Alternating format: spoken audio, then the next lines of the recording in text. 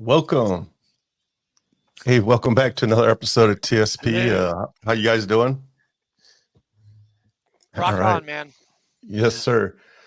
So tonight we're going to sit down and talk to Mr. Don Gleason. But before we get to him, I just want to thank all of our Patreon members, anybody that supports us. And if you'd like to support us, the info's will be down in the description.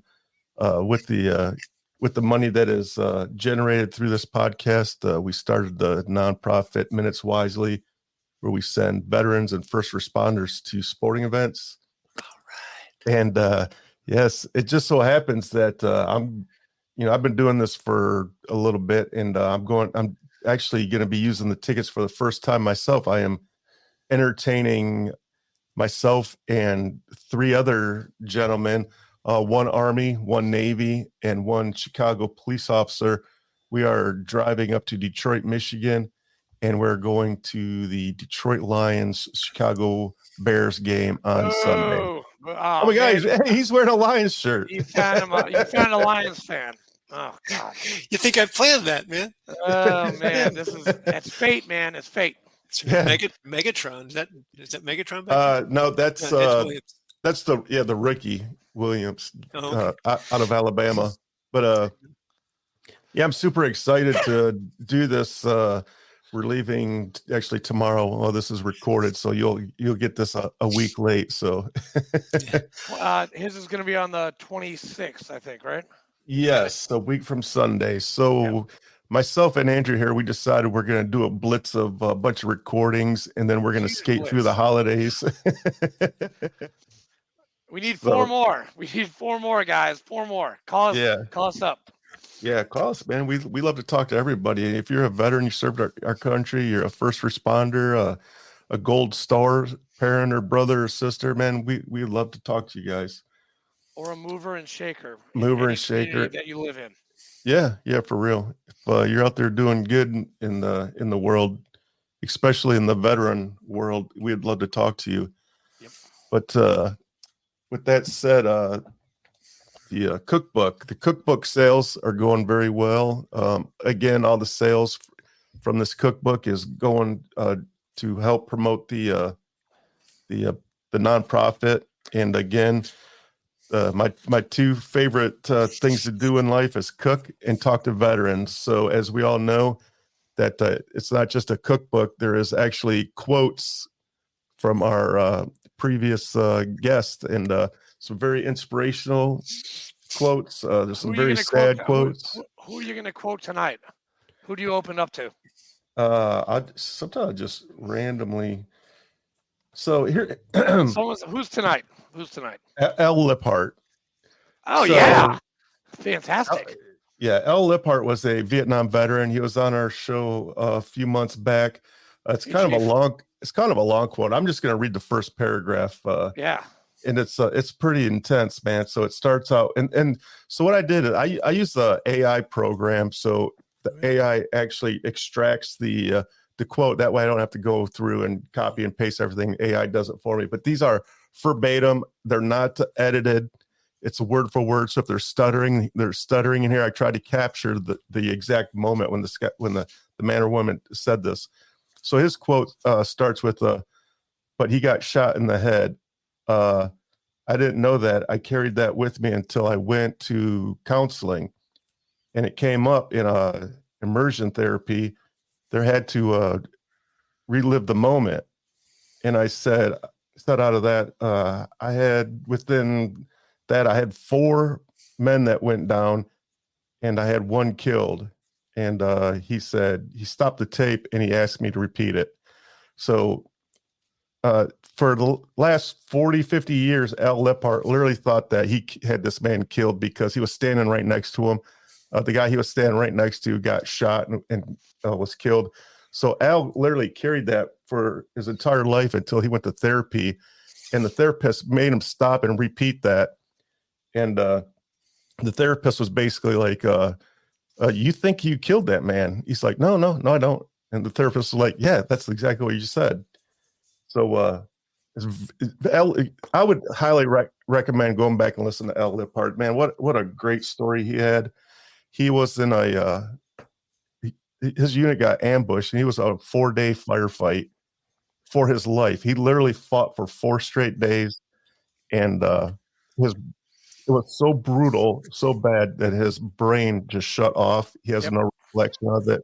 The only thing he knows is what people next to him tell him, and it's very intense. So, and Don, this guy, Al Liphart, he is actually going to be the commander-in-chief of the entire VFW this summer. He's a good man. He's a fellow Purple Heart recipient. I actually just nominated him. Sorry, Al. I nominated him for the National Purple Heart Honor Mission of 2024, which I just did this year. I was the representative from Tennessee. He's going to be hopefully the representative from Georgia. So, all right. God be praised, Al. Yeah. Yes. So, the book costs $20. You can buy it on Amazon. It's going to be on my website here soon. But Don, I have a copy. It's amazing. We focus on suicide. There's a whole page on here for get help, veteran suicide, veteran crisis line, and the page is titled "Tomorrow Needs You," and we're so dedicated to that, and we put our money where our mouth is. If you actually scan this QR code, you'll get my cell phone number. If you're a veteran, a first responder, and you're going through some dark times, please, by all means, scan this. Call me. If I can't help you, I will find somebody to get you some help. Which is probably going to be me, because he'll call me right after, because I've got a laundry list of things that can help out people, and not as many as you, Don, but I mean, I'm pretty well. I don't like to toot my own horn, but I'm a connector. I know some people. Yes. So they say that 22 veterans every single day commit suicide. The VA did a study, and that number is more like 40, 44. We want to get that number down to 0. One is too many. One is too many. So, there's every single hour there's at least one veteran committing suicide, and we need to have that stopped. Hey, I just talked someone out of suicide on Tuesday. So, all right. I'm not gonna tell you who it is. I'm going to keep the anonymity, but. Yes, that was an interesting Tuesday, 7:30 in the morning. I'm having my coffee, watching some kind of movie, and somebody calls me. And they're like, "Hey, can you help this person?" I'm like, "Yeah, sure." I'm like, I just woke up like 45 minutes before, like totally out of my element. I'm like, okay, so I had I did it, and it was a 23-year-old person, and that's too young to be thinking about suicide, man. Yes, it really is. Amen. Yeah, thank you for that service. That is awesome. Man. Yes, that's great. And also, before we get going, I just want to mention our sponsor, Charlie over at Single Tree Barbecue in Murfreesboro, Tennessee. Charlie has a few words for us. 1 second. What is going on, guys? It's your man Charlie right here from Single Tree Barbecue. Did you know we are on a mission to build community through undeniable hospitality and the perfect plate of barbecue? Y'all come check us out, 2805 Old Fort Parkway, right here in Murfreesboro, Tennessee, Tuesday through Saturday from 11 to 8, Sundays from 11 to 4. Give us a call at 615-307-0120. You can check us out on all the social platforms at Single Tree BBQ. We look forward to seeing you. Thank you. Appreciate all the support. Charlie is a solid guy. He is. He served our country. He is a Army soldier veteran. He owns a barbecue restaurant right here in Middle Tennessee in Murfreesboro. Great guy. Please, if you're ever in the area, please stop by and say hi. Tell him that great food. Yes, tell him TSP sent you. It really does. I'm not just saying this because he's our show sponsor. That man has probably some of the best chicken wings I've ever had in a restaurant. I knew you were going to talk about the chicken wings. They are divine. They are amazing. So he smokes them, but they're not rubbery like most people get when they smoke them. Mm-hmm. They're crispy. They're delicious, smoked, crispy wings. Amazing. And they're fat, man. They're like that big around. Don's getting hungry right now. You're killing me. I haven't had dinner yet, man. I just flew in from Miami. I'm in San Antonio. Oh. I'm hungry now. You got to come up to Murfreesboro. Come up to Murfreesboro, man. I will be driving through there. We're doing it's going to be a 5-week camping trip next July. See the Detroit. We're going to talk Detroit in a minute. See the Detroit Tigers in Cincinnati and Toronto. Yes. My 18th and 19th stadium, seeing the Tigers. Hell We're yeah. going to camp and see some of our Army War College friends. I'm an Air Force guy, bleed blue, but I have some really good Army friends. Aim high, sir. Aim high. Yep. It's one team, man. One team, one fight, baby. But hey, listen, keep in touch. I want to know when you're in Detroit. Are you going to be actually in Detroit for the games, or are you going to be in another city watching them? No, we've already seen them in Detroit, so we're going to Cincinnati and Toronto. But we're coming through Detroit. We're going to see my cousins and uncle in East Lansing, in Lansing. Okay, yeah. So, so we'd love to stop and have lunch with you. I live in Middle Tennessee now, but I'm in Detroit a lot. My granddaughter lives up in Detroit, so I travel there a lot. I'm a season ticket holder for the Detroit Lions, but I give the tickets away. I don't use them. I'm using them this weekend for the first time, but that's part of my nonprofit I started, and part of how I say thank you back to veterans and first responders. I entertain them at sporting events. Yeah. I'm just waiting for the hockey tickets, man. There you go. We finally have something to cheer about with the Lions. It's been a tough stretch, man. It's been tough. Hey, I'm almost 58 years old, and the Detroit Lions have one playoff victory in my lifetime. That's crazy. What year was that? 1991? I always get it confused between 91 and 97 because they were good in both years. There was Barry Sander era. No, they went to the NFC Championship game in like 91 because I was at Bitburg, Germany. Yeah, 91. Okay. Yeah. Guys, I'm a Pats fan, so I've been a Pats fan since '84, and I think they got a couple of rings. I don't know. Couple rings. Couple, yeah. Thanks to Mr. Tom Brady, who is a Michigan alum. So and Gronkowski too, man. Gronk, dude, Gronk. Yeah. I heard Tom Brady talk this year at the Grant Cardone Growth Conference in February. He was an unannounced guest. Oh, what an awesome speaker, man! The stuff he talked about, the life. I can imagine. Oh man, just amazing. It may come up again today. Who knows? Heck yeah. So I think that's all I got to cover. Do you have anything, Mr. Andrew? Yeah, I got two things. December 2nd, we have our VFW Auxiliary Christmas party at 1257 Northwest Broad Street. And then December 3rd, our adopted 118th Air Wing active Air Force unit, we've adopted them. We have a hot chocolate party for their family readiness day. So that's December 3rd at 10 o'clock. And then the party on the 2nd starts at 1800. So full weekend, that guys. Yeah. I don't know how to drink hot coffee, so hot chocolate is my drink, man. Oh, we get like 1,000 people like getting hot. I got to go buy the hot chocolate next weekend. Like, seriously, I'm going to Costco. I got to buy all this stuff plus candy canes and all the stuff for the kids. And then we get to meet the wing commander. His name is Khan. That's his call sign name. Khan. Like Star Trek Khan. Like, I think it's Star Trek Khan, but it could be Genghis. I'm not sure. It's either or. Well, they're both pretty cool. Yeah, they're both cool. That's right. All right. So now, yes. Without further ado, Don, who are you? Well, I am excited to be here. I appreciate being on the Scuttlebutt Podcast. This is going to be a lot of fun. Yeah. And I already tell you guys love to have fun, and you have a cause that is just amazing. I'm sitting here with 8 people so far. I'm going to introduce you to, and I bet you can get at least 3 or 4 of those guys the next week. Heck yeah. Yeah. I mean, we're in Mill City, USA, San Antonio. Man, you got to have people who are doing podcasts. And we've already talked beforehand, a couple of them. So I will reach out tonight. And like I said, we're heading camping tomorrow. Sweet. Thank you. I'll reach tonight and see if we can get you guys connected. Heck yeah. So make sure I got your emails before we say goodbye tonight. Yes, sir. Yeah. So I am a guy who grew up. It's kind of funny. I was born in Michigan, raised in Wisconsin. Moved to Wisconsin when I was 7 years old, 1967. Didn't even like sports then. Didn't even know about it. But it was 1972 when Detroit played Dallas in the wild card game and got beat 5-0 that I turned into a football fan. And I've loved the Lions ever since. Now, I grew up in Wisconsin, so I have to be a Packer fan too. So the toughest game of the year, 2 games, is who do I root for between the Packers and the Lions? Well, that's Thanksgiving Day. Well, it is this year, right? But not always. It used to be always. Nope. Then they wandered from it. Yep.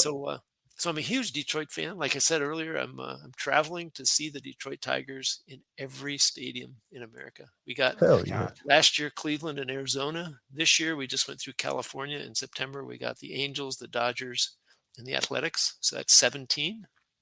And next year it'll be Cincinnati and Toronto. That'll be 18 and 19.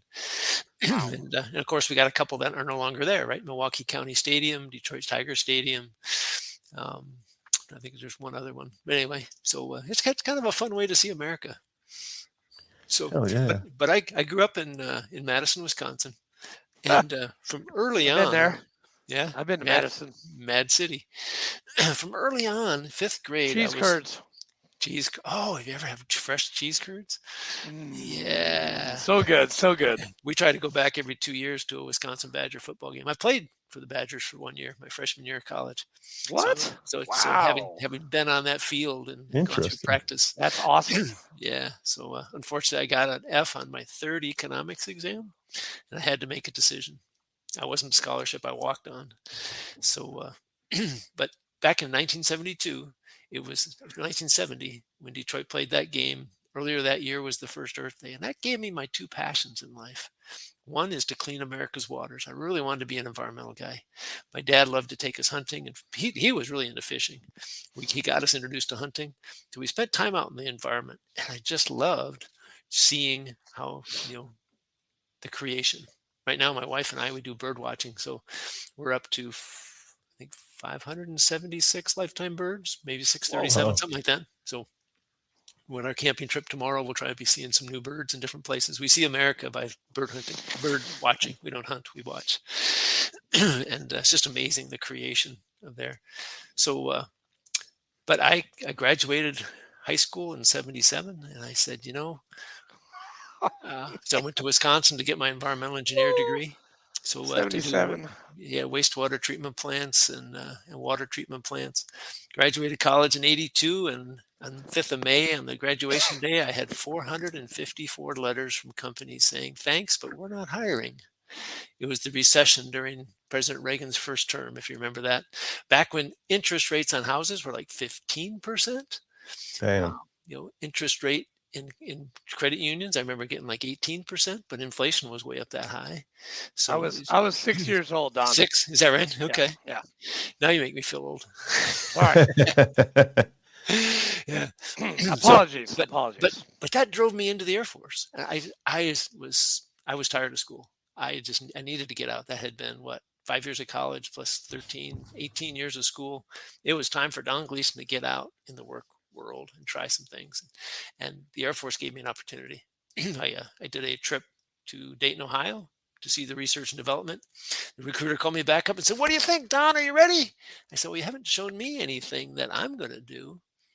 He says, well, you want to be a civil engineer, right? And I said, yeah. And he goes, let's go to Chanute. So we took a trip. I took a buddy with. We both enlisted, went down to officer training school that September. We happened to be in the same squadron right down the hallway from each other. So we kind of helped each other through. And that was we might come back to that. That was a whole experience in itself. So I just can't believe I spent 27 years because I was going to be that 4-year, no more, no way, no how was I going to do any more than 4 years. And then I spent 27 because I absolutely loved it. It just really helped me develop and grow. I wouldn't be the person I am today without all of that push, challenge, experience, the things I got to do. So that's really me in a nutshell. I'm a huge sports fan. I've been married 41 years. I got 3 kids, 39, 37, and 35. Wow. Probably going to get one of those wrong. It's probably 34. And I got 4 grandkids, two with my kids, and one is my second son's girlfriend. So we kind of 2 plus 2, but we treat them all as 4 grandkids and just love getting together with them. Yeah. Teaching them some things, being that grandfather. That's awesome. Yeah. So it's been a blessed life. I was on a Facebook post this morning and somebody made some comment. I said, I've just had an amazing life. Who would have thought 40 some years ago that I would have traveled the world? I think I can't remember, 18 countries, 46 states, have the family I have the experiences I've had, gone to Baghdad to do the reconstruction. We'll touch on that. Just amazing the stuff I've gotten to do. Never would have dreamed it coming out of Madison, Wisconsin. Wow. Mm-hmm. Were you a colonel when you got out? I did. I was blessed. I competed it early on for below the zone, but I never was good enough to make that cut. I was close, but so 27-year colonel. Got promoted my last time on April Fool's Day. I hope that wasn't a joke. Yeah, I was going to say, they yank it from you. Actually, I got announced in January of 2004. I deployed to Baghdad that summer, and they frocked me. And if you know the Air Force, they don't frock people to rank very often. So I had to get special dispensation, go all the way up to CENTCOM headquarters to the 2-star level, I think. They frocked me the night before I was deploying. So I literally did the ceremony in the squadron at USAFE headquarters at Ramstein the morning as I'm heading to Rhine-Main to fly to Baghdad for 4 months. Wow. So what's it like when you walk into a room and somebody yells "attention on deck" and everybody stands up for you? Well, that's been a long time. It's been a long time. I mean, it's kind of humbling. You know, my dad taught me never to be full of yourself. Yes. You're there to serve. Now there's a pomp and circumstance in the military, and we have to respect that, right? So it's honoring when you walk in and the room stands up, but I never let it go to my head. It's thank you, have a seat. How you guys doing? Let's get started. Did that start when you're 05? I like it. I mean, there was times when I was a young lieutenant captain when you went into some place and stand up. So I mean, you're always standing up when the officer, but certainly when you're a commander, you bet. Yeah. And that can go to your head, right? At some point, all of a sudden you're a lieutenant colonel, and my first command was the major, and it can go to your head pretty quick if you're not careful. Were you in charge of a squadron, or you said civil?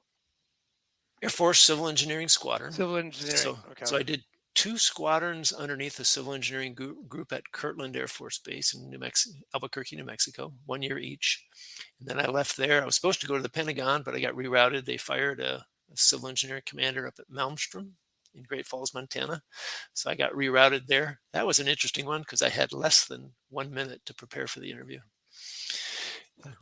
I'll touch on that in a minute. And so I did that squadron for 2 years. And then later on, I got to be a group commander. So I've had 4 commands. Wow. Yeah, the funny part was I'm sitting there getting ready at Albuquerque. I'm 3 days away from flying to DC to go buy a house, or at least find an apartment. I was going to work in the POM process. I can't even think what the POM stands for. It's the budgeting process. At the Pentagon. I was going to lead that effort. And all of a sudden, our GS-14 deputy base civil engineer comes walking and pokes his head around in my office and says, "You're about ready to get a call from Colonel Eakin at Malmstrom." And I'm like, "What?" And he says, "He's the mission support group commander. He just fired his CE commander. He wants you to come there." I'm like, "Well, okay." And then all of a sudden, my secretary reaches around the corner and says, "He's on the phone." So you quickly get your wits about you, think about your resume, think about some of the experience. "Hello, sir. How are you today?" Yeah. And we talked for 30 minutes. And I had to tell my secretary I'm going to be a little bit late because I was getting ready for my one of my staff meetings with the squadron, the work production meeting. I said, "I'll be in as soon as I can. Go ahead and get started." And as I finished, I had pulled out my resume. And I was kind of looking at it and changing a few things. Right back then, you had an objective statement on it. I'm looking to be the base civil engineer at Malmstrom Air Force Base. I pulled up my cover letter. I changed that as we were talking. And all of a sudden, he goes, "Don," he says, I'm really impressed. I would love to have you submit me your resume and stuff. When can I get that?" And I went, "Beep." I said, "Sir, it's on its way." And I heard it on his computer, beep. And he looks at me and goes, "And you've already got it personalized." I said, "Yes, sir, I do." And he goes, "Wow, excellent. We'll get back to you within a week." By the next day, the wing commander had approved me.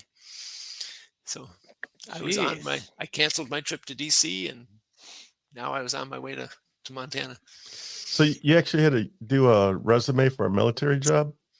Yeah, that was back in the day when we did that. I came to, that's what in some respects really helps me. Hopefully we'll touch more on this, but I help particularly military, but non-military as well. But I help military in their transition think through the interview process, the resume writing process, LinkedIn, all those things. And even what do you want to do next? I think that's the most important. We'll come back to that. I got a lot of things I'm going to come back to. That's going to be careful. I should keep notes. but back in those days, I interviewed for the operations chief job. I interviewed for each of the squadron commanders' jobs. I did not get to interview for the group command. That was when they changed the rule and said, you are forbidden from interviewing. As a squadron commander, before I went to Montana earlier that year, I had found out that I really wanted to go to Misawa, be the squadron commander. My chief master sergeant came from Misawa, and he says, you will love it. So I called up to that group commander, and I called up to the one at Yokota in Japan. And I came out as number 2 for the Yokota one. I didn't come out on the short list for the Misawa one. But I thought that was pretty good experience, right? I was not on the PACAF, Pacific Air Force's command top 5 list, but I came up number 2 in the interview, after the interview. So that was good. You know, the toughest question I always had, though? This one threw me for a loop the first time. Can you be mean? I can, yes. Yes, I can. You understand that question, huh? I can, yes. Yeah. He's a Marine. So I was like, okay. I thought about that one, and then I came back the next time because the next guy asked me that question as well. And I thought, well, this is going to be a trend here. And I said, sir, being mean is a tool in my toolbox. It's not a toolbox I use very often.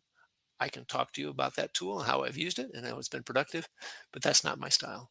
My style is relationships. My style is inspiring people and motivating people. I don't motivate by fear. I don't motivate by yelling at people and being mean, but if that's what I have to do, I will. I didn't get any of those jobs. John, I'm looking. I'm actually looking at your LinkedIn portfolio right now. You worked for Booz Allen Hamilton for 8 years. I did, almost 9. Wow, I've got one of my best friends. He works for Booz Allen up in New England. That's very interesting. What a great company. Very strong military presence, military background. With senior lead technical specialist. Right. Yeah, wow. Senior associate was the official term. They came up with all kinds of terms as I was getting ready to leave, but senior associate means you're a program manager versus a project manager. You're doing business development as well.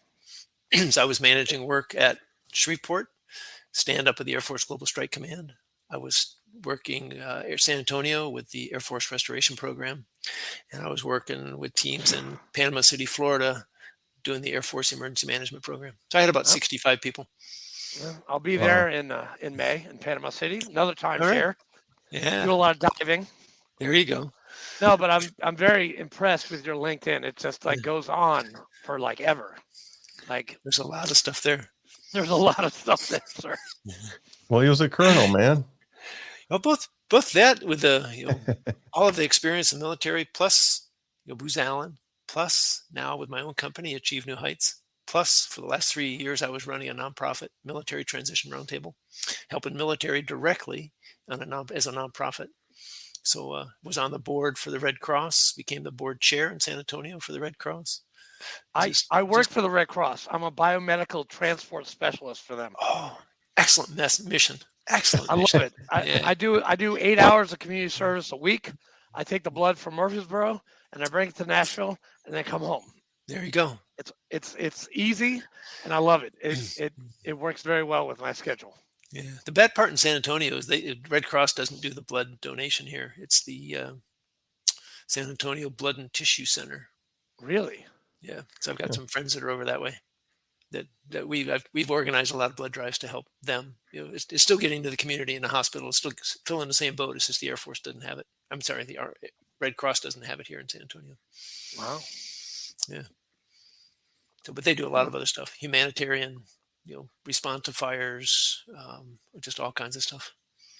My boss, who's a Marine and Purple Heart recipient of the Red Cross, he's in Hawaii right now, helping out the Maui Red Cross Center. Oh yeah.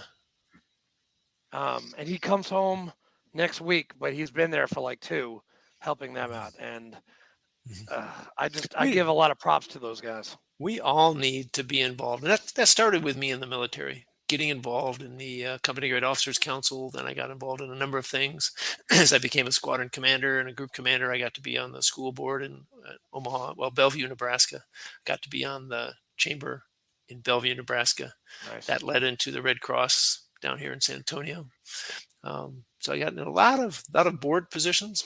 board position of Alamo Project Management Institute, now on the Society of American Military Engineers down here in San Antonio. Been running their leadership program for 4 years and leadership and mentoring program. I just took on a role for the SAME Texas region, which is Dallas, Fort Worth, Houston, San Antonio, and all the field chapters. So we taken on their veteran point of contact. So we're going to try to figure out how to get companies more connected to organizations that are working with military so they can directly, actively pursue them for employment, and then talk to them about how they can retain, develop military to stay in those companies. Wow. That's amazing. Yeah. But a bunch of that, it directly goes back to what you guys do, that suicide prevention.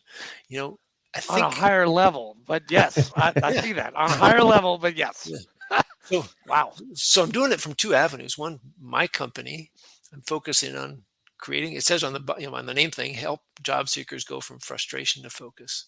I've seen too many people, military and non-military, going through that transition process. Here we're talking military, obviously, right? In the 22 a day or 44 a day. I've never heard that study, but that doesn't doubt. I don't doubt it at all. But as they go through that process, they've never had to. You just highlighted it, Richard. You didn't get to interview. You didn't get to do a resume. So few people got to do that. I was just at the right time to do it. So most of us have never gone through that process.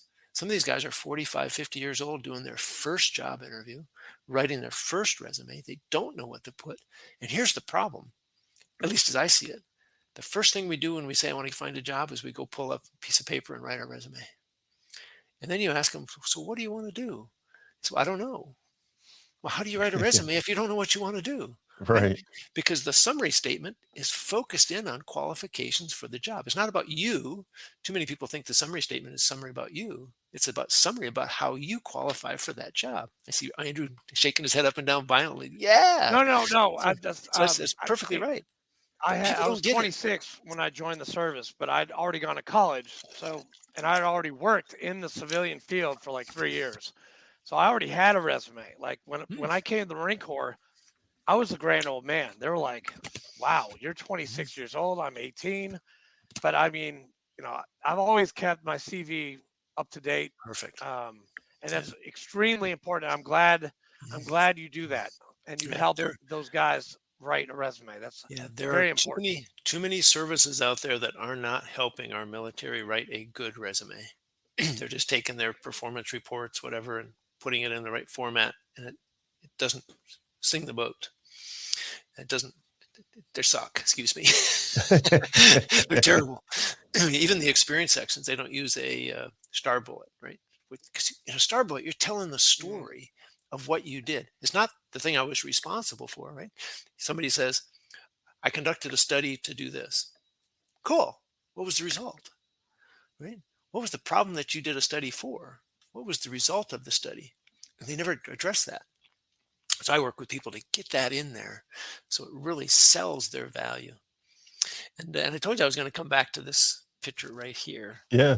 United States flag, a tree, and then there's some ground. And this was through I was on the board and an instructor for another nonprofit helping military in transition. And we did this painting. It was a morning exercise. It was either going to be a high ropes, but it was raining that morning, so we did this painting. And it was interesting as I was going through, I'm not a painter, I'm an engineer, right? The creative piece is lines with a straight edge, right?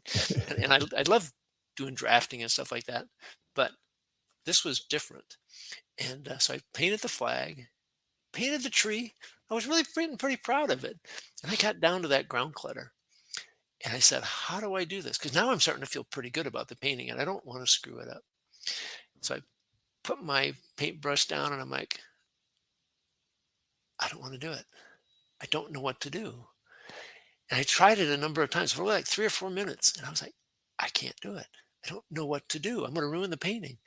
So I looked back at the master, the guy leading the class, and I went up and looked at his painting and I was staring at it. And he comes over and says, so what's wrong? I said, I don't know how to make these ground plans. He goes, just do it like this. And I missed the key thing in that. And I said, I don't know how to do it. So I wandered around, I talked to people, and I sat back down. This lasted about 15 16, 17 minutes.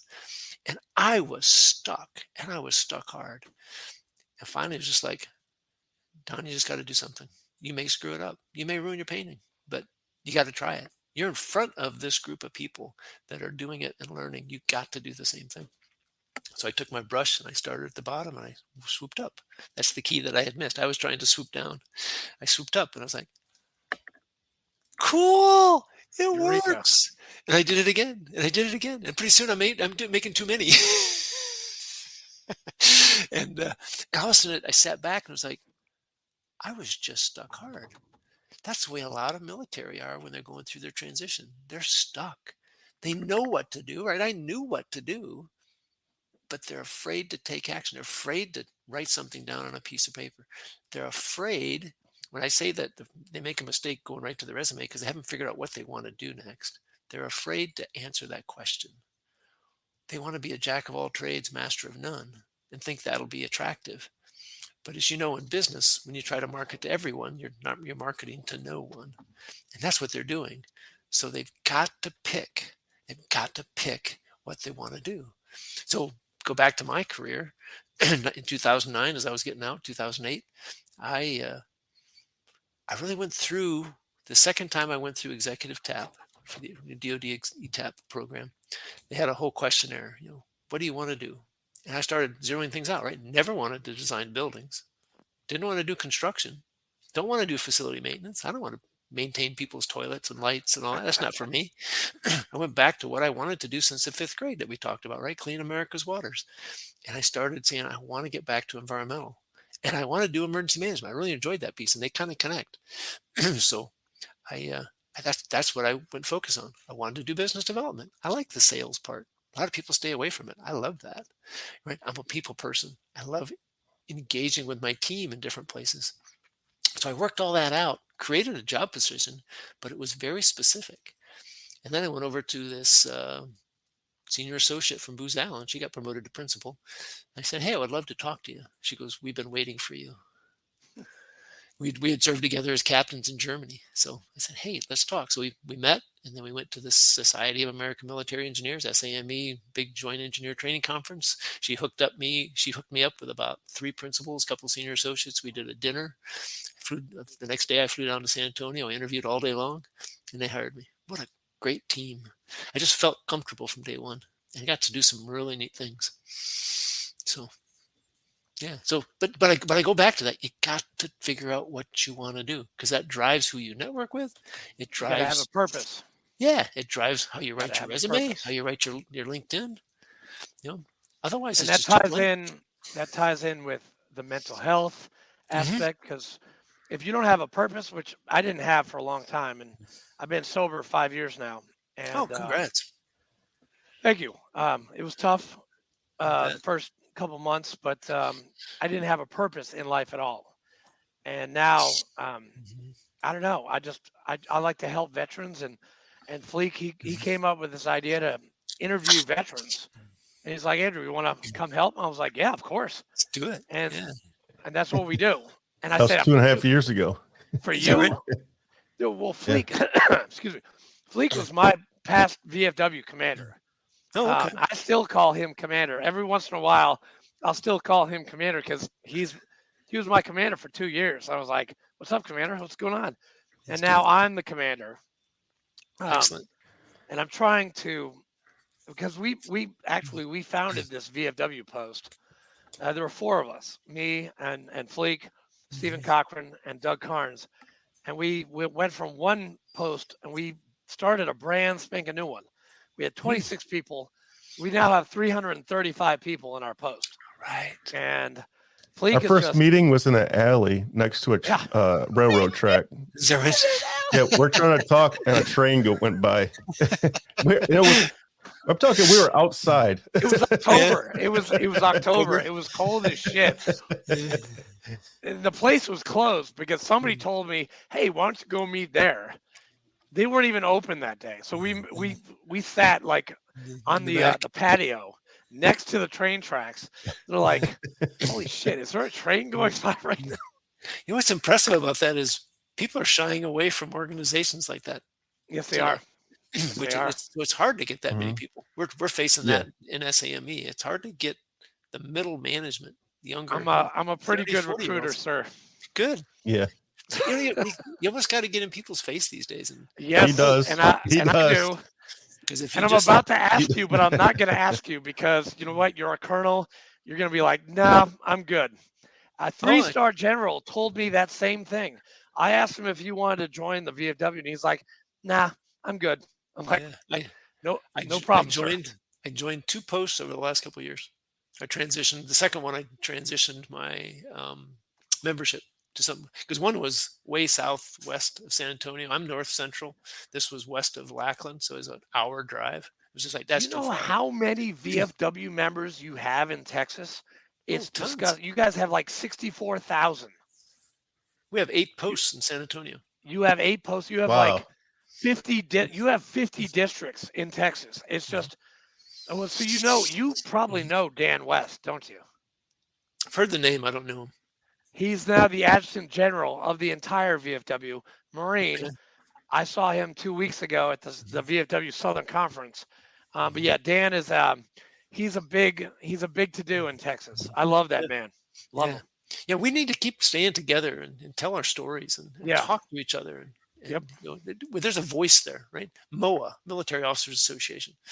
There's a voice there. The Sergeants Association, VFW, American Legion. Nope, we part of Sergeants or MOAA. Sorry. Yeah, but you pick one, right? But pick one that resonates with you, because it's a voice in DC to stay on top of our benefits, right? The VA disability benefits and how they're changing the rules, the housing for our current serving, TRICARE for our retirees. There's so many different issues out there. I'm a lifetime MOA member, have been for 15, 20 years easy.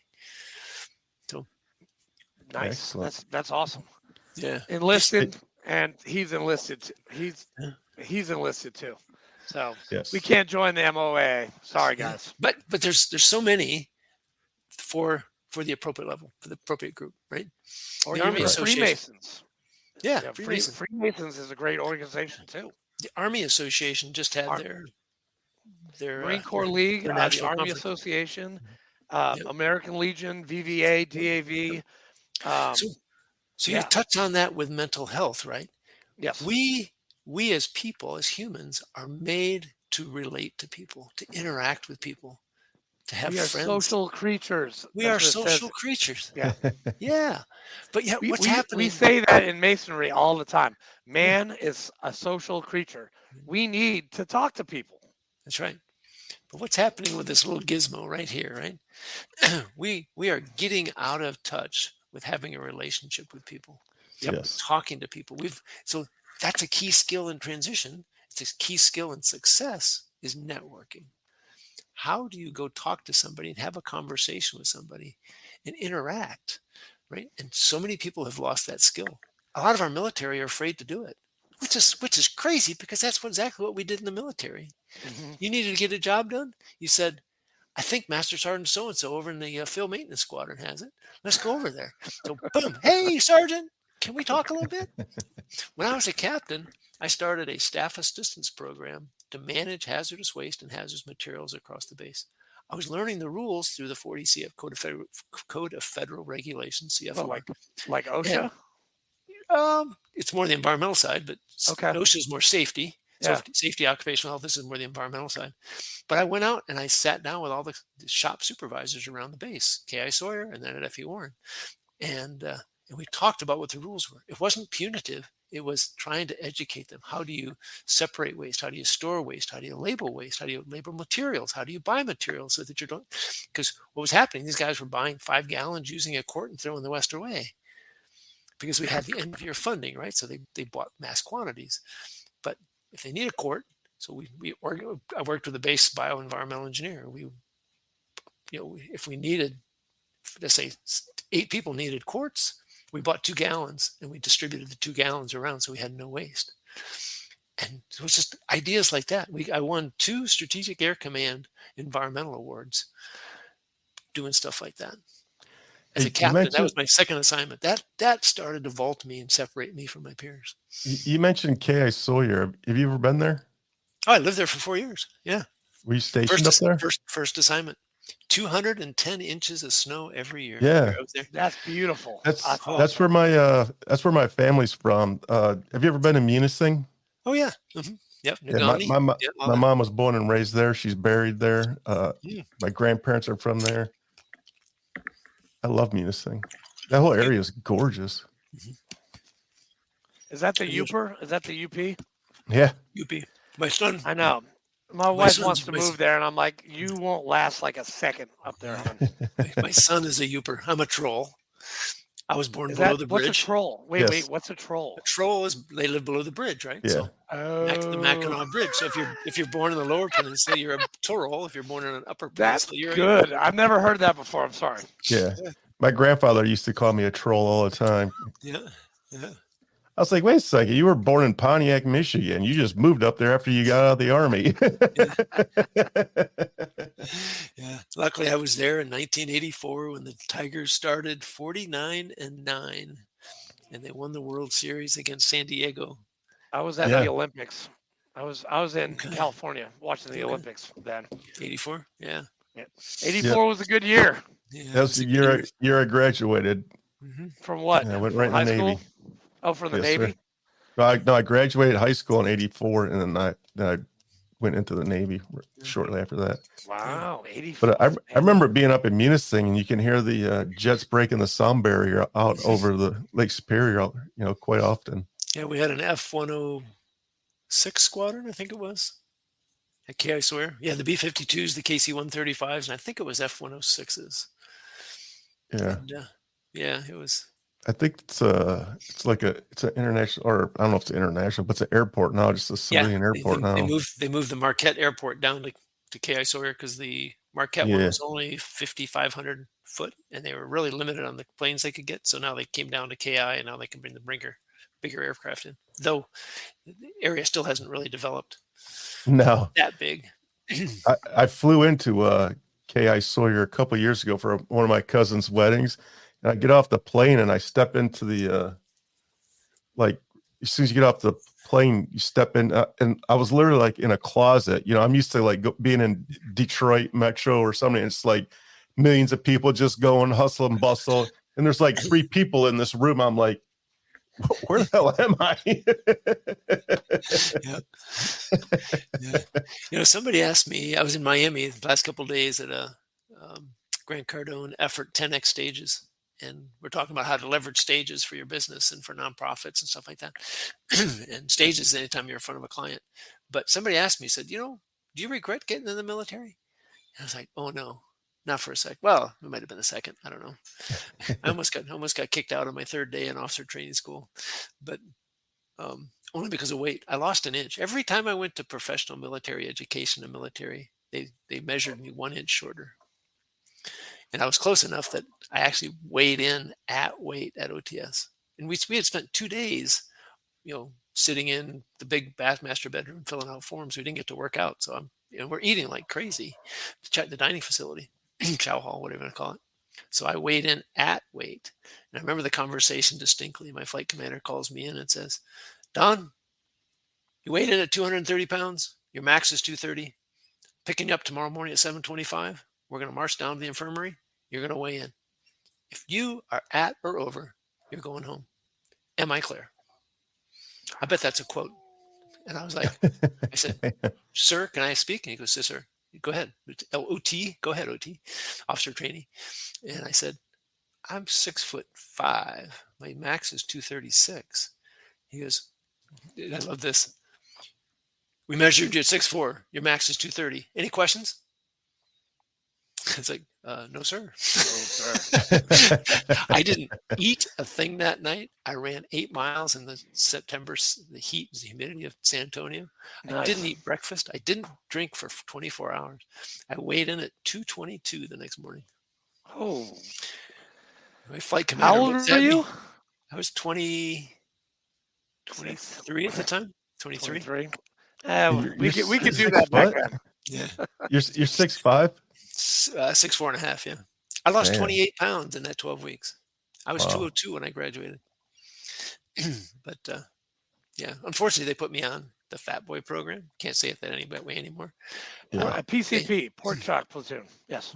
Pork Chop Platoon. That's what the Marines call it. Because just like that, when I got to Parris Island, I was 230. I was 192 when I graduated. Yeah. Like, there you go. They starved us. I mean, my mom was like, damn, did they even feed you? I'm like, no, not really.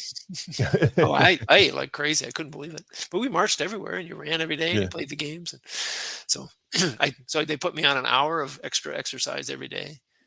I messed up and didn't take seriously the first writing assignment, so I got put on remedial grammar. That was another hour of work every day. And then they gave me cotton fatigues because they had all these extra pair. I got 4 extra pair. I got 4 pair of cotton fatigues when everybody else got 2 pair of permanent press. I'm thinking, I got 4 pair. And they don't iron very well, not in the Texas heat. So I spent an hour ironing. So I spent 3 hours every night going through all of that. And then I had to study. And I could have been very spiteful. I could have, but it was just like, I was driven. Man, you go back to purpose. My purpose was to graduate. My purpose was to stay out of college. My purpose, I just got married. I've been married 3 months when I joined the service. So, well, maybe it was 5 months, but I wasn't going to, they weren't going to kick me out. I wasn't going to fail anything I could change. They may kick me out because I'm not good enough. Right. But I was pushing hard. So. See, I was, when I went through boot camp, my dad died second month. And I was determined. That makes it hard. He was my first veteran suicide that I knew about. Dad took his own life. No, I'm sorry. And I went home to his funeral. And they're like, we're gonna kick you back. And I'm like, no, you're not. No. And so I just pushed forward, and I graduated when I was supposed to. I was just not going to be on that island for another month. I was like, nope. Right. And I just, and then after the fact, enough of that, right? After the deployments, and then after like I was out, then I mourned my dad, and that took like 11 years and messed me up pretty bad, but I got over it. I had a lot of help. Did a lot of stuff, worked on myself a lot. And now I'm this happy-go-lucky, grateful, recovering alcoholic with the motivational retardedness of a Marine. Still, you have an incredible message to be out talking to our men and women today. You know what? And you brought that up. Speaking, I hated doing that. Like when I was in college, I got a C+ in interpersonal communication. When I got out, I didn't want to talk to people. I didn't want to do anything. And I had to find my voice, and I had to find my purpose, just like what we were talking about. But thank you, Don. I appreciate that. Yeah. And what's interesting is, go ahead. No, I was just going to say he's a pretty good advocate these days. Yeah, I'm okay. Awesome. What's interesting for me is I did the Myers-Briggs twice. I've done it 3 times. I'm about a 49 on the introvert-extrovert, just a little bit leaning toward introvert. Okay, good. And so they now call that an ambivert, like between 40 and 60. Yeah, you can. Yeah. So I've learned now I recharge. It's all about how you recharge energy, right? So I recharge in front of people. I love it, but I can't do it that long. And I recharge by myself, but I can't do it that long. I have to go back and forth. So it's fun to get in front of an audience and just play with the audience and connect with them. I just talked to the Alamo Project Management Institute, 25th of October. We're talking about DISC, the DISC personality assessment. And I was just constantly engaging with the audience, getting them to do things and answer questions. And I just had a blast. I can't just stand up in front of an audience and talk. I need to interact with them. It's kind of like training, right? And that's why I love coaching so much, because you're asking questions, getting people to think. We say we're going to stay out of politics, but one thing I love to do is ask people a question and understand their perspective. I 100% respect it. It's their position. I'm not going to try to argue them. Right. But I want to ask them why you have that. And I want to talk about why I have it. And we may end up convincing each other something different, but that's not my intent. My intent is to understand. Because if I don't have the ability to ask questions to understand, then I don't understand the other point of view. My wife and I led a youth group one summer, the Awana program, Approved Workmen Are Not Ashamed, 2 Timothy 2:15. And we actually brought in an opportunity to talk about Muslim and Hindu and some of the other faiths. Boy, the head scholarship director's like, what are you doing? So these guys don't know anything about these. And if they don't learn, the people that introduce it are going to turn it, and they're going to convince them to move from Christianity to something else. And they need to know in a friendly environment what's going on. And oh, okay. So he watched us close all week, but we had some real good textbooks to use and people to read. And but I just love the conversation. That's why I love podcasting so much. Yeah. Mm-hmm. I love how you use the Socratic method and engage with people. It's awesome. That's fantastic. It's so much fun. Yeah. I have to say one thing that what always comes up. What was the toughest assignment? And mine was going to Baghdad in 2004. I told you I got frocked on the way. I think that was in this conversation. Might have been pre. Yeah. But I got frocked on the way down, and so I'm in Baghdad. First week, I go down to meet with I was in the green zone, so we went out to the Baghdad airport. That's where the 1st Cavalry Division commander was, 2-star Peter Corelli, ended up becoming the 4-star deputy Army Chief of Staff. But he was the 1st Cavalry Division commander. And he walks in the room and he makes a statement. But the funny part was Colonel Cox, Ken Cox, and I had just gone to Army War College together in Carlisle. We played basketball together at lunch almost every day. We were on the same, what do they call it? It's the senior officers school, the Jim Thorpe Olympics. So everybody has teams, and we got together, and I played on the team for the Army War College against the Air Force and the Army and the Marines. They all came together. Or I was on the Army, so the Navy. We played the Navy. So we knew each other really well. We ran into each other at the dining facility on the way into that meeting with General Torelli. He was the head engineer for the 1st Cavalry Division commander. We spent an hour at lunch talking about what we were both doing. I'm doing reconstruction around the country. He's doing reconstruction in Baghdad. We're talking about how we can integrate. So we'll go back to General Torelli walks in the room. I'm the only guy standing in deserts because that time the Army had moved to their different uniform. And he looks at the room and he goes, what in the hell is an Air Force colonel doing in my engineer update? Now, he said it with a little bit more flair. What in the hell? I'm standing there, and he looks at Colonel Cox, and Colonel Cox says, I don't know, sir.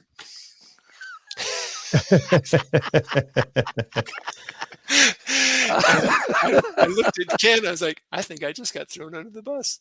He just Blue Falcon the hell out of you. Yeah. I looked at the general and said, sir, I'm in the project and contracting office down in the green zone, working reconstruction across the country, and I'm here to integrate with you. I've been here 4 days on the ground, and I want to team together with you and help you in your mission, and you help us. He goes, all right. And he spent an hour. I have no idea if he planned this, but he spent an hour with a 1-page map, the city of Baghdad, and he talked about how simple idea: sweat, sewage, water, electrical, and trash. And if we can get rid of the sewage, we can get rid of the trash, we can give them water, we can give them electricity, we can win their hearts and minds, they will give us information, we can keep our troops alive, and we will help them stay alive. And he had example upon example. For an hour he went through this. I was bought in. And then we got to work together for the next 12 weeks, doing some awesome things. He actually challenged me one time. He says, Don, he says, we got a problem. You guys renovate the hospitals and the clinics, but the other people aren't ready to put doctors and nurses and equipment in those yet. So they sit empty, and the Iraqis come in and gut the building. And I said, yes, sir. I've been noticing that because we get to reconstruct them a lot. He goes, we need to fix that. I need you to find the people who put the doctors and nurses and convince them that they need to work together with you so that you integrate. When the building's done, they're putting people in. And I'm sitting there thinking, that's not my job. I'm an engineer. I construct things. I renovate things, sir. I didn't say that. I said, yes, sir. I went back to my office like, how am I going to do this? Kind of like transition, right? Holy cow. I have no concept of how to do this. So I went and found the major, and I told her what I wanted to do, what the general wanted to do. And her quote was, the general's going to get the people when I damn well ready to give him the people. Because I'm thinking, major general. Huh. Yeah. So I spent 30 minutes talking about what he had spent an hour about how he was working this and how he was, how the impact was. By the time I was done, she says, I get it. Let's figure this out together. And before I left, we finished the first hospital, and we put all the doctors and nurses and equipment in there and integrated them. And we avoided having to renovate twice. And it was so cool. And I got his coin, General Torelli, before I left. I got his coin, and that is by far the most favorite coin of all the ones I've gotten in my 27 years. Awesome. Cool. Yeah. Don, were you you weren't in Ramadi in 2006, were you? No, I was there in the fall of 2004. So it was when they had the big battle. The big one, yeah. Yep. Yeah. Which was interesting because my first weekend, I came in on a Sunday. On that Friday night, I had to brief the entire $12 billion program to the Defense Audit Agency. And then that night we flew out to Ramadi, to Camp Blue Diamond, the Marines, right? That's right. Hey, I lived there for 7 months. Yeah. And we were meeting the Iraqi contractors and talking about the new program we were coming with, because up to that point we had given money to mayors and to go build stuff, and they were taking the money and go buying their own stuff, and nothing was getting done. So we said, we're going to start awarding directly to Iraqi companies. And we had developed a process. And it was the people before me. I just got there. Now I'm taking credit for it, but I just come in. But that Saturday morning, we're talking to Iraqi contractors, and this Iraqi contractor stands up, and he just starts going off in his host tongue. I had no idea what he was saying. And I'm the senior guy in the room. I'm the only colonel there of the team. But it wasn't my meeting. It was the contract guys.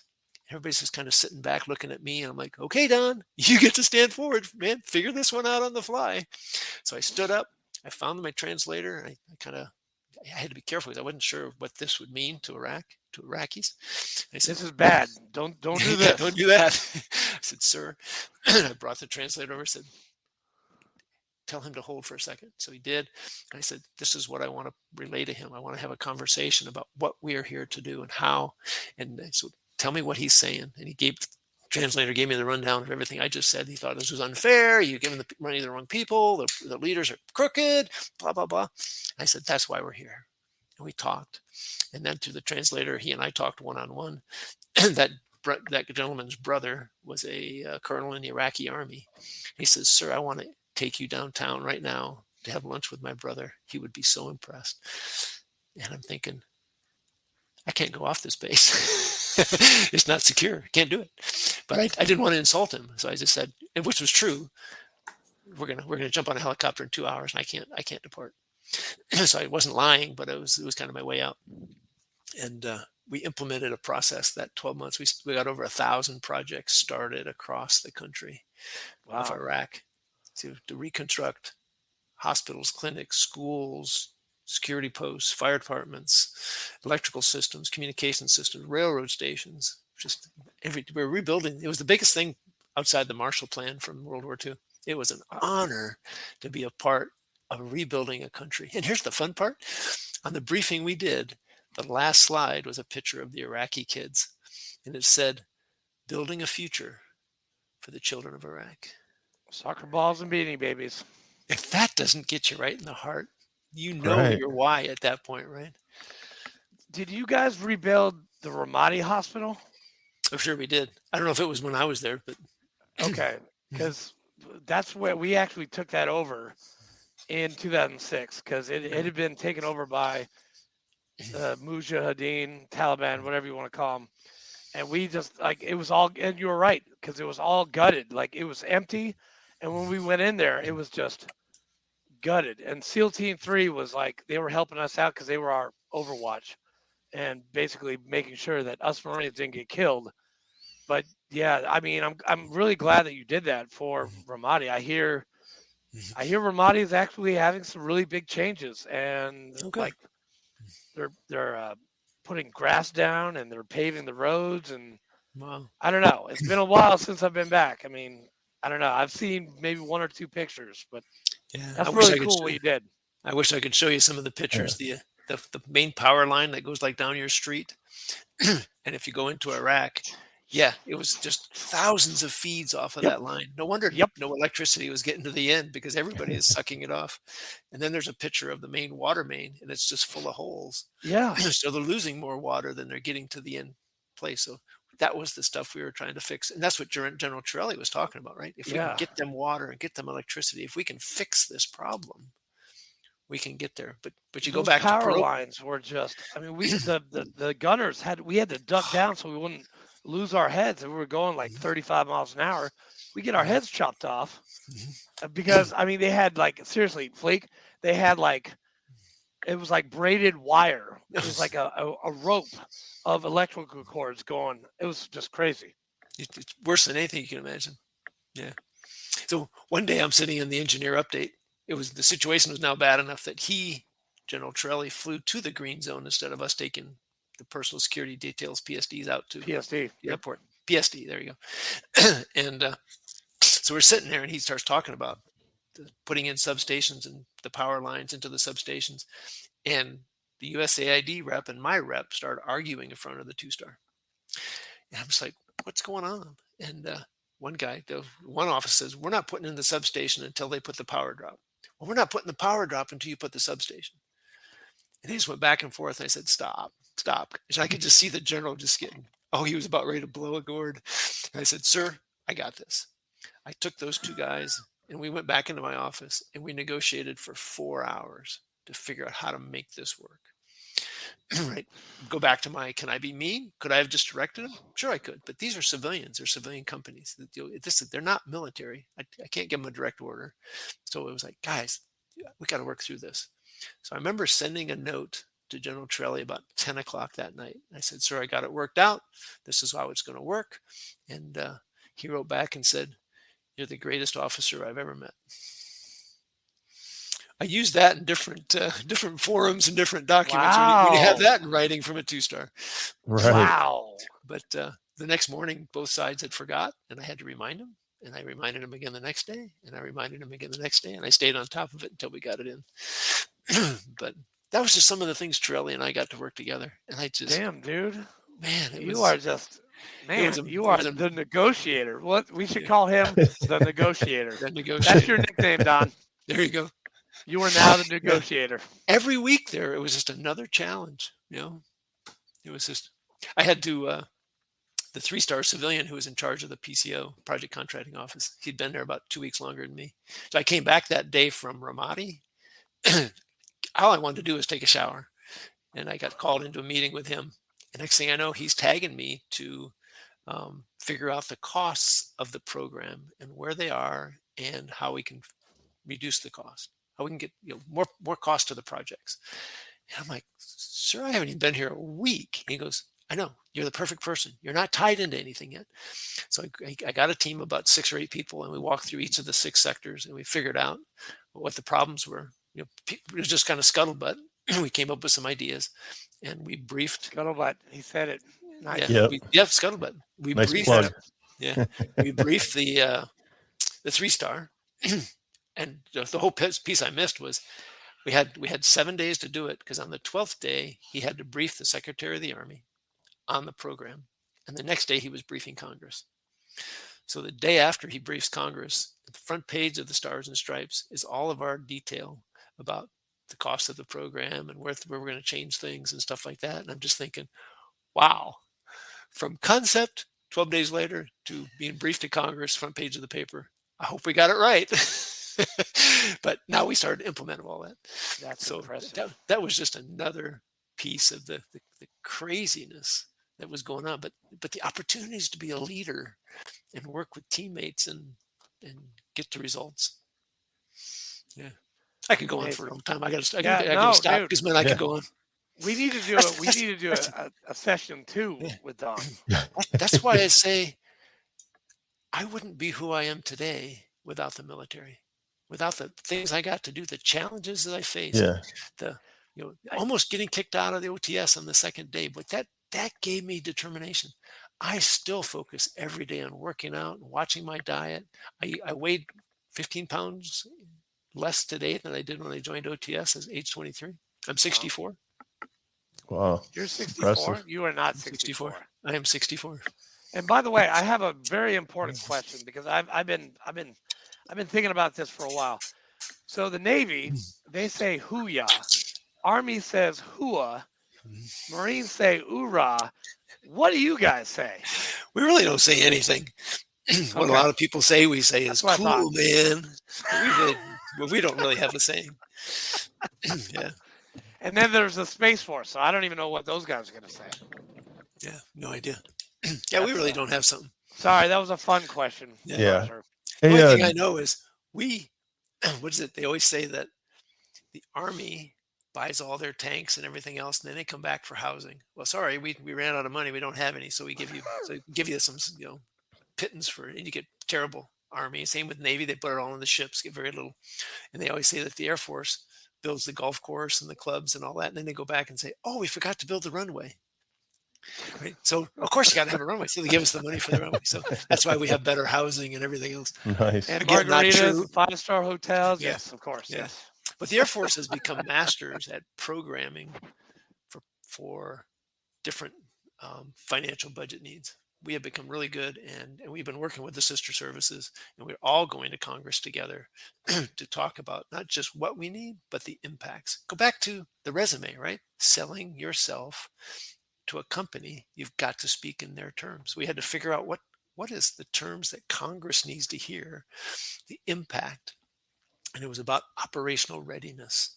So we changed around the air base became a combat platform because that's what you launch and recover aircraft. So it is a combat platform. So we had to rate it out in a sorts report, status of forces, status of resources, training, equipment, right? So we rated it out, electrical systems, pavement, all that stuff. And we actually in Booz Allen worked through and categorized each of those. There's a standard 5-part phasing of that, rating of that for operational ability, right? From top notch to terrible, can't use it, inoperable. And we actually made a 4, what do they call it? There's 3D, it's a 4D model of how you can over time, based upon investment, change the structure, change the readiness of all the Air Force facilities over time. Whoa. It watered my eyes. I didn't do it. I just had to see it and just think about how we could have implemented that when I was there. But some of our contractors, like Booz Allen, man, just doing amazing stuff to help us articulate and get money. Wow. Yeah, I'd be honored to do it part 2. Yeah, that was awesome. I don't know if I've wandered from any of the questions that you had. No. I covered a bunch of stuff that we talked about. You've been great. No, our guests, we pretty much let our guests control the show, see wherever they want to go. So it's all good. You've been great, man. I was looking at some of your past episodes and F-15, F-14s flying off carriers and all that kind of stuff. I was like, well, I don't have that story. But hey, listen, I have the story with General Torelli and I think that Baghdad reconstruction and the country. And everybody's got a story. So every time I pitch this to have somebody come on as a guest, and I'll give them a little snippet. Like I did a little 3-minute snippet where there's like 5 or 6 people talking, and I put it together and I sent it to them. And it's all very interesting people, and literally everybody says, "Oh yeah, I can't top that." And I'm like, no, it's not a competition, man. That's right. We just want your story. But I don't care if you're digging ditches in the Middle East somewhere or you're flying $80 million aircraft. Nope, I want to talk to this guy on this side and this guy on this side and everybody in between. Yeah. Everybody has a story. I was a E3 yeoman on an aircraft carrier. I have the most boring story ever. No, come on. You got some amazing stuff, I'll bet. Please, no, he does. I mean, the Top Gun story and the CVN Carl Vincent. Come on. I mean, no, he's got some good stories. Yeah. I mean, but that's what I'm saying. Everybody has good stories. They just we're just here to pull it out of them, Here's an interesting piece of that. I became a John Maxwell team, now Maxwell Leadership Certified team. Nice. Back in August 2015, and John Maxwell had just released his book called Intentional Living, and he was on the stage talking about it. And that winter, as I'm now getting trained, and because it gives me certification to speak, train, and coach, and now do assessments. And I think I've now got 24 different books of John's 93 books that I can teach from, right? So combine that with all the stories I've just been talking and his principles, that becomes powerful to talk to companies about culture and values and communication. So many things that leaders need to do. So we're talking to him one night. We, as executive director group, there was about 150 at the time that were at the conference. So we're in a private meeting with John, and somebody walks up and says, "Sir, it's not working." And he goes, "What's not working?" He says, "I'm trying to tell your stories from your books, but they're not resonating with the crowd." He says, "Because they're not your stories." Exactly. And she says, Exactly. "But I don't have any stories." And he goes, "Yes, you do."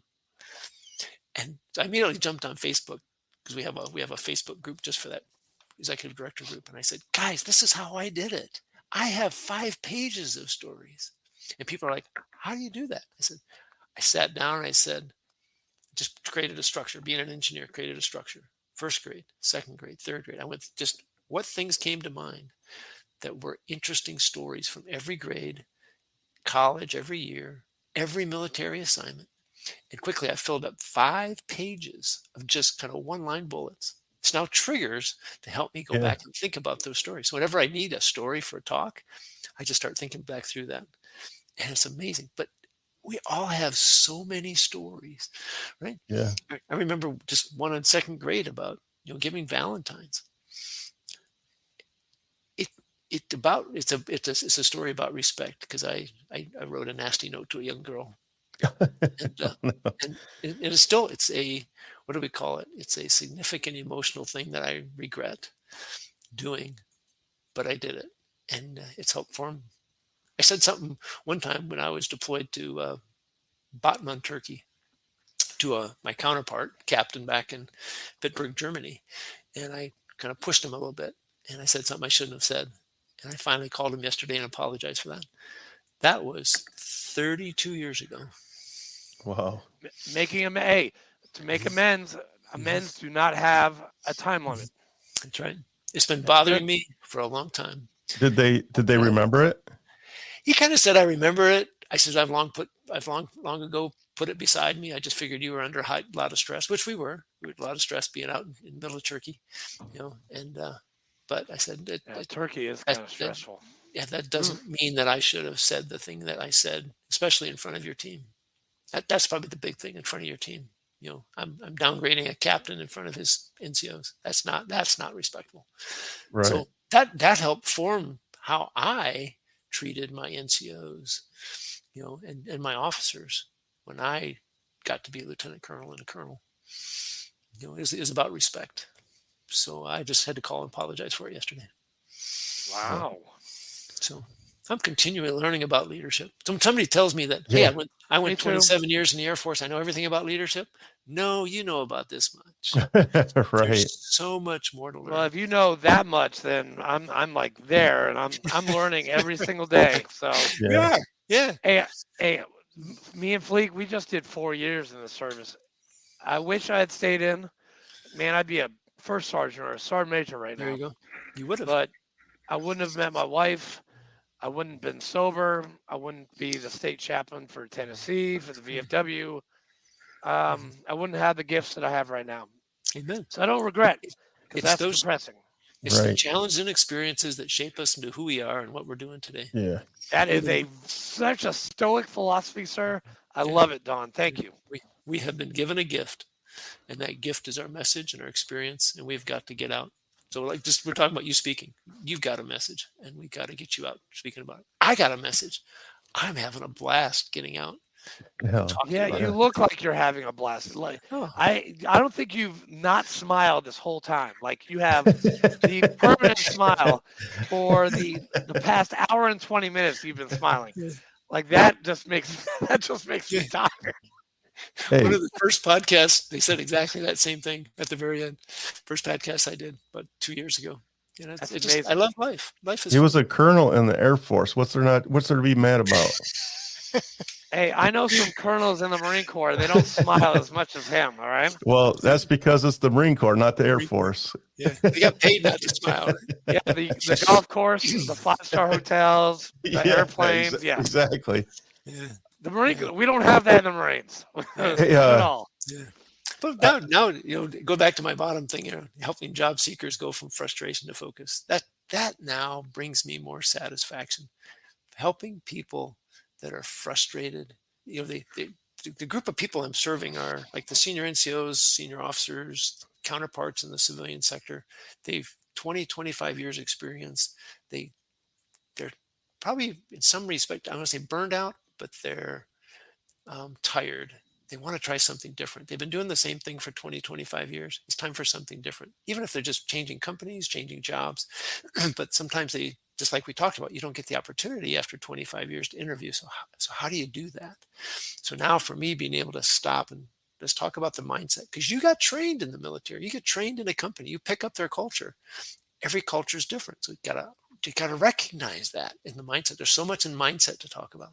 And then what do you want to do next? Pulling that out of that story outside of them so they can figure out, just like me, 5th grade, Earth Day, my youth, being in the field, being fishing. We used to go out in 200 foot of water, 10 miles out in Lake Michigan in an 18-foot boat from 5 a.m. to 10 p.m. with my dad.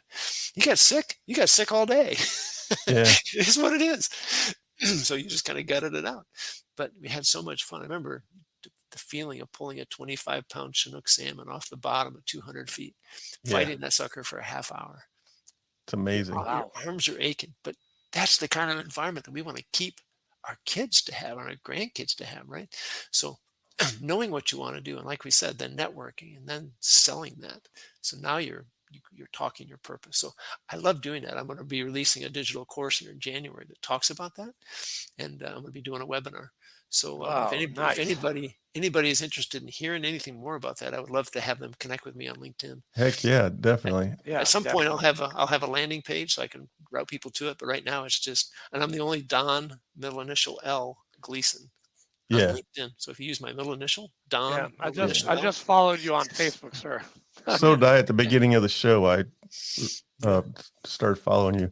I'm definitely interested. And another thing I'm interested in is I want to know when you're going to be at a Tiger game, because I want to meet you somewhere and watch the. There you go. I love it. I love the D. I don't have my hat with me. It's downstairs, but I wear that Detroit Tiger hat all over the place. Yes. Yeah. So that was actually, you know what? And that last bit, that could be used as a save round. That was a great save round. People better write that down. I think it's going to be the 6th of July next summer in Cincinnati. It's the next game we're at. So that would be perfect because I'm only about 4 hours from Cincinnati. I could stop in there on my way to Detroit, see my granddaughter. Fleek, you have to get some Skyline chili for me. No, see, I'm not a fan of Skyline chili. Didn't you stopped? Didn't you stop? I did it because I've never had it before. So my last time up was just a couple of weeks ago. I stopped in Cincinnati just to get Skyline chili. No. Really? Okay, do me a favor and pick me up some. Okay. Hey, listen, I'm going to make you a deal, Andrew. You're going to go to Detroit with me one time, and I'm going to take you to Lafayette or American Coney Island, and I want you to have some real chili. Okay. No, that's good. Hey, it's on. It's a date. It's a date. Yeah. As we bring it, I'm going to say as we bring it to a close because my wife is pushing me for dinner. Yeah, and my dogs are starting to break the door down. Yeah. So go back to this to prevent suicide, right?